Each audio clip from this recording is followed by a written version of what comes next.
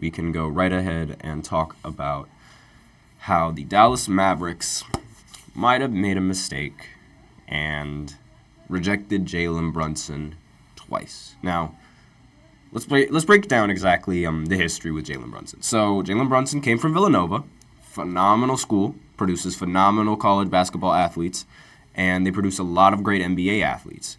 And Josh Hart was one of those athletes that he was sort of a wild card in the sense that he was either going to be really, really good or he was going to be a liability for your team. Now, the reason why I say this is because Jalen Brunson is, for a guard, is extremely undersized.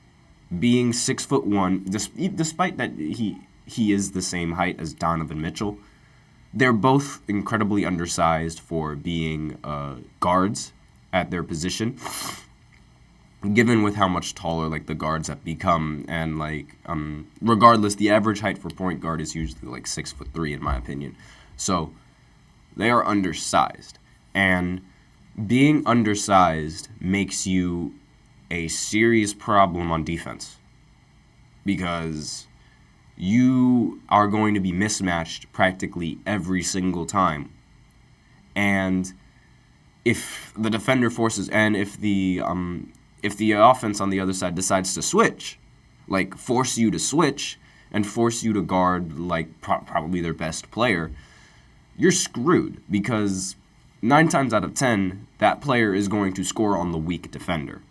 So this is what makes him a wild card because they had no one had any idea how good he was going to be on offense, and if he was going to be mediocre on offense, how bad would his defense affect the team and its success?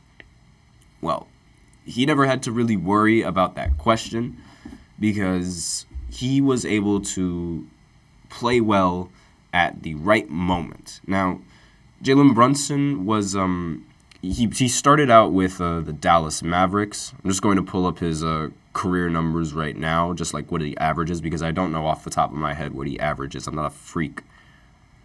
But regardless, he played for Dallas since 2019. So I know he's been on the team for that long. He didn't really get that many minutes and didn't really get much attention, given how Luka Doncic was drafted around that same time and how he was already the face of the Dallas Mavericks. So he started out not being not being that good, but he started out being a good 6-man candidate, and he eventually placed 4th place in 6-man of the year voting. And as the years progressed, he started to get better and better. Again, Villanova produces great basketball players, so I'm not really surprised that they ended up producing him. But he ended up getting a lot better in 2020, and it especially hit his peak, or his performance hit its peak when he was in the playoffs.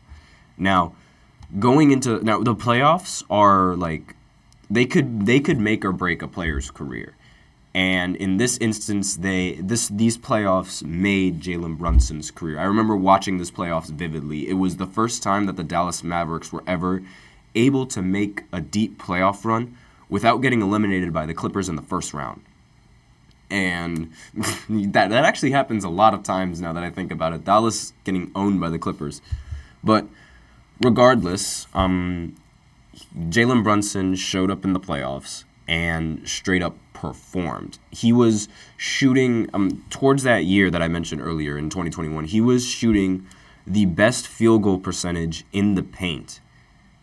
And he was 6'1". So obviously his ability to get not only just baskets, but efficient baskets was extremely valuable to the Dallas Mavericks and their offense, especially when Luka was sitting out in some games, because he did go down to an injury. I remember there was a few games in that series, in that playoff run, where he didn't end up playing simply because he was injured. But he did end up coming back. But Jalen Brunson, he was that driving force for that team. And he was averaging, at one point, 29 per game in the series. I'll just pull up the exact numbers right now, just because I'm actually relatively curious at seeing what exactly his game log was, and like what his averages were in the entirety of the postseason. Because, yep, sounds about right. Through the entirety of the postseason, he averaged 21. It was the second round where he officially like hit his stride and really started to become a dangerous threat. Let me just actually look up the individual games, because you have to do that, and instead of looking at the averages. But just skimming over a lot of these games. Yes, a lot of the important games that he played, and a lot of the times when he did show up was against was in the second round, and it was a little bit in the first round as well, going up against Utah. But majority, in my opinion, the bulk of his hype started in the second round when he had that great performance against Phoenix. And with that in mind, and with how good of a player that he was in the postseason, it was sort of expected that he gets a supermax. But from what I understood, I didn't think that the Mavs were going to pay him that much money, simply because I just didn't think that the Mavs thought they needed him, or I didn't think that the Mavs would thought that they meshed well together with Luka Doncic and Jalen Brunson. I personally did not think that that was going to mesh well, simply because they're both incredibly liable on defense, and it's really difficult to have two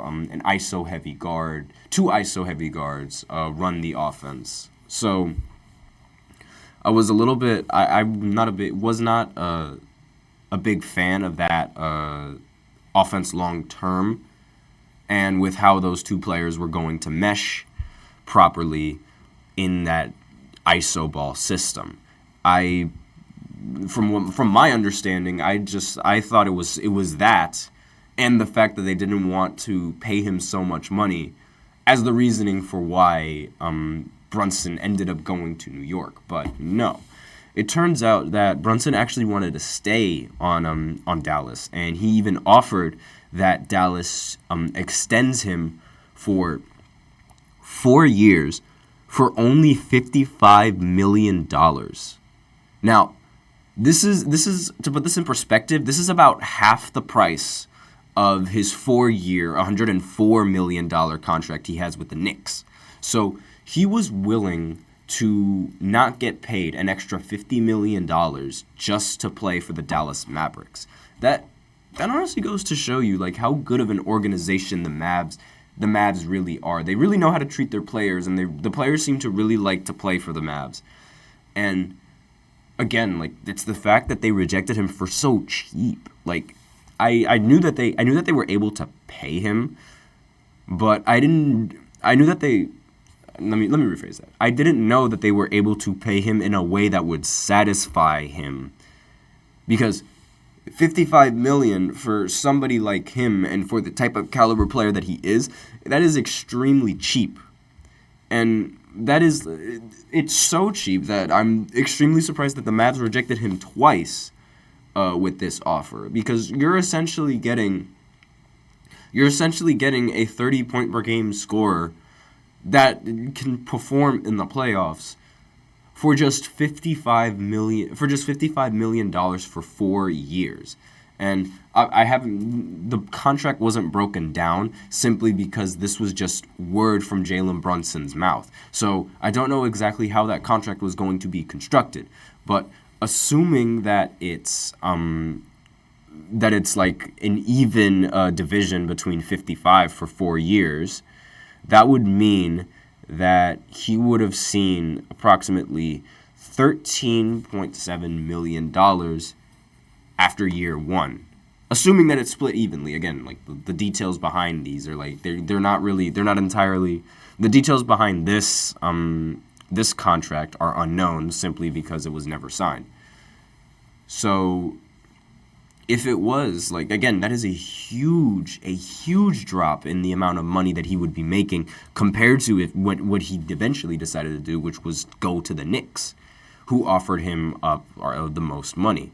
But it's insane to me how they rejected Jalen Brunson twice for so cheap. But then they would rather trade to try to get Kyrie Irving?